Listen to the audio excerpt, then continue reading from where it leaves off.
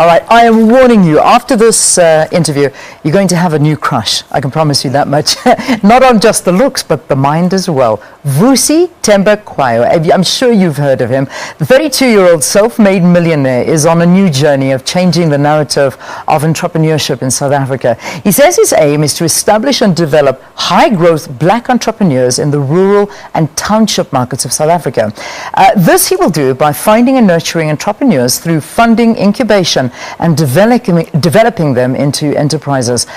Some of that passion was seen during the SA Dragon's Den program. Vusi is here. He's in studio with us. So nice to see you again. Welcome. So good to see you. So good to see you again, Leanne. Okay, so let's talk, because there's too much to talk about in such a short amount of time. Right. 32 years old. We still got your age yes. right. So, okay, we're still 32 years old. Yes. Although I do feel bad because I'm on the other side of 30 now. So oh, don't feel I feel bad. like an old soul. Yeah. Listen, if you've done this much by 32, how did you do this? I'm dying to speak to you when you hit the 40s and 50s.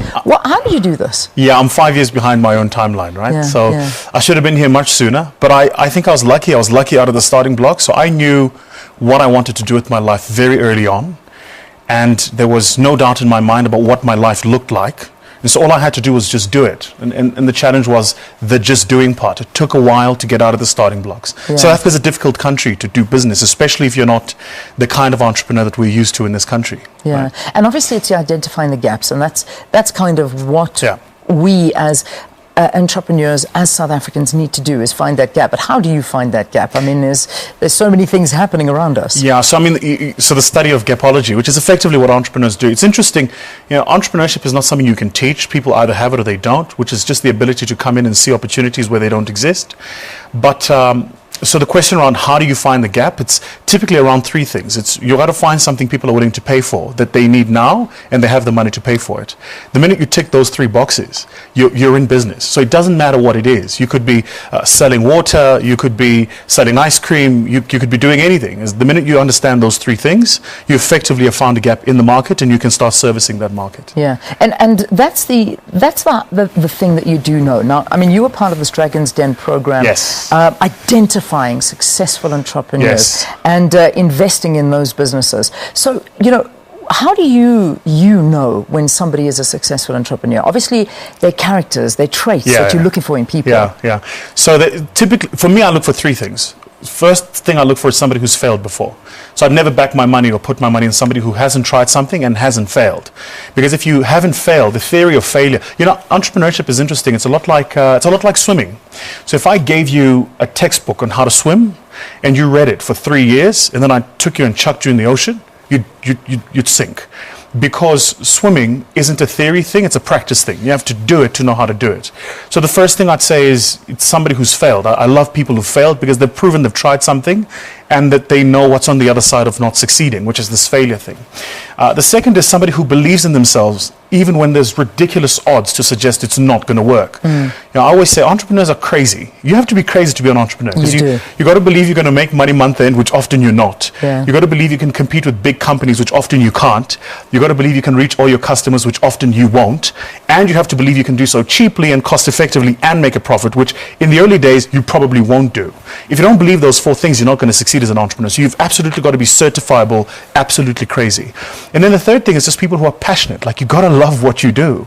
Because I remember in the early days, the only thing that fed me was my passion. There was no money at the end of the month. In fact, there was too much month at the end of the money. So you just got to be passionate. You got to love what you do. Yeah, I love that.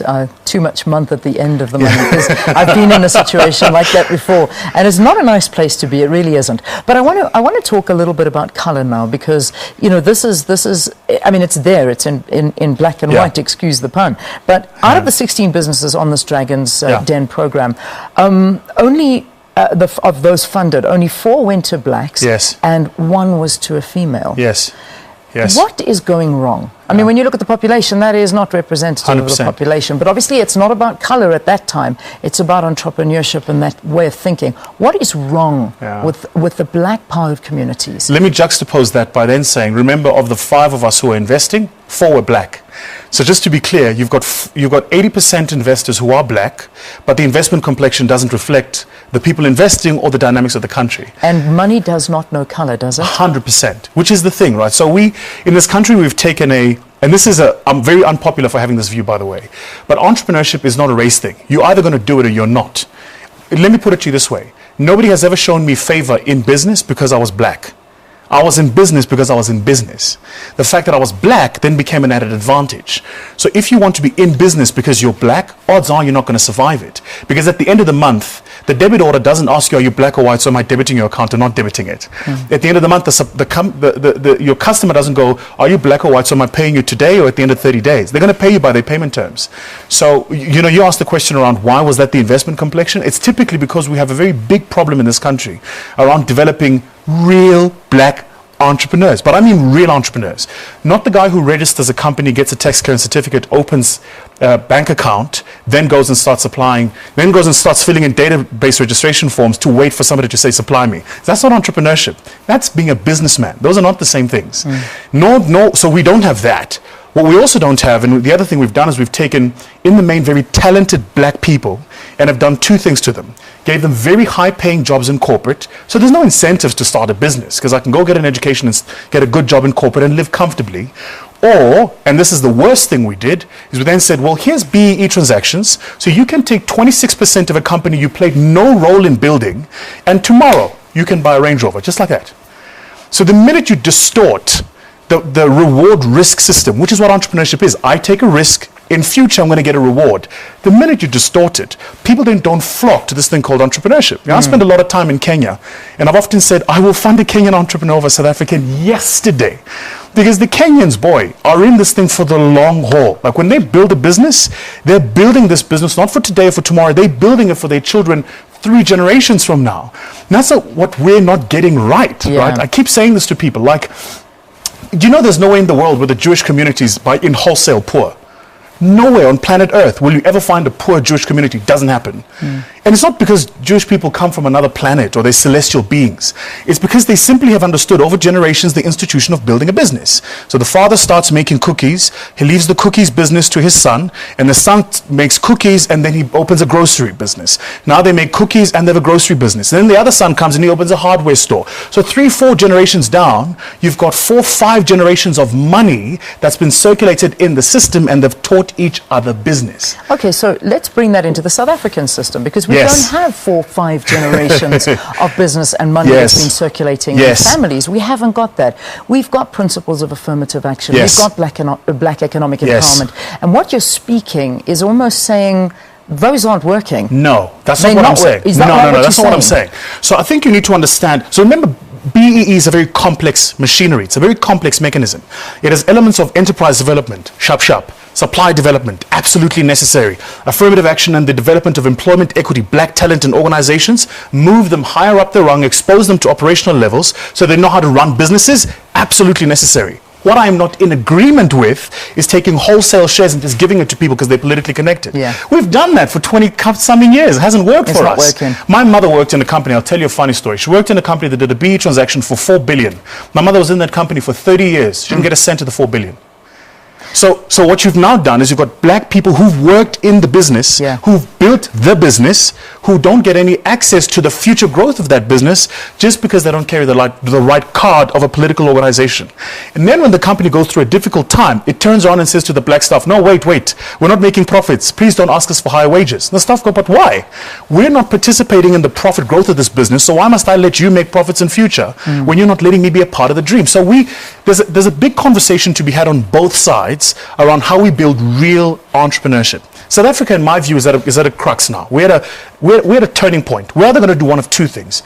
We're going to keep doing what we're doing, say the populist things that sound good and earn people votes. In 20 years' time, yours and my children will meet in the workplace and we would not have changed this country at all.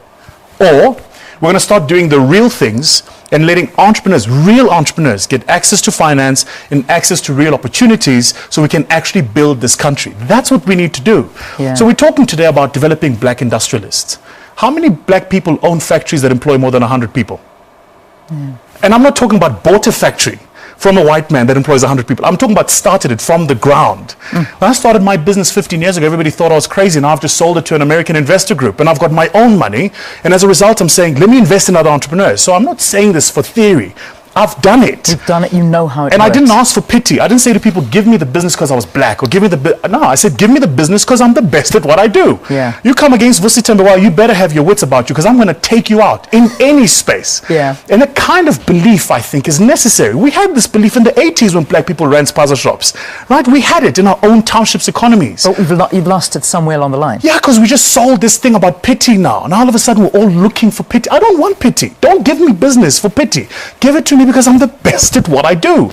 I promise you, you come against me, you will not win. That's amazing. And if you come against me and win, then I'm willing to concede. You know what? You were better at this. Let me try something else. Yeah. That's what we need to do to really build this country. That's you. That's you. You're one in a million. You really are. I mean, you've got this passion burning inside of you. You've got a mind. No, don't look at me like that, because you are. I'm not sure about that. There are not many people that are like you.